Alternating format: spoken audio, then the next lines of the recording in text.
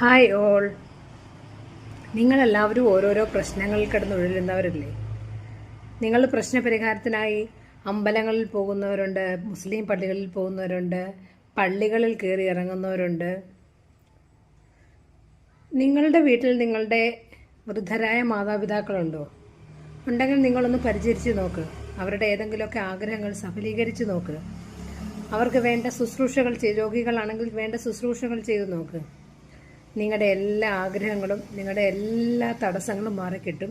നിങ്ങളുടെ എല്ലാ ആഗ്രഹങ്ങളും പൂർത്തീകരിക്കുകയും ചെയ്യും. നിങ്ങൾ അമ്പലങ്ങളിലോ പള്ളികളിലോ ഒന്നും കയറി ഇറങ്ങിയിട്ട് കാര്യമില്ല. നിങ്ങളുടെ മാതാപിതാക്കളുടെ അനുഗ്രഹവും തൃപ്തിയാണ് നിങ്ങളുടെ ജീവിതത്തിലെ ഏറ്റവും വലിയ വിജയം കൈവരിക്കാൻ സഹായിക്കുന്നത്.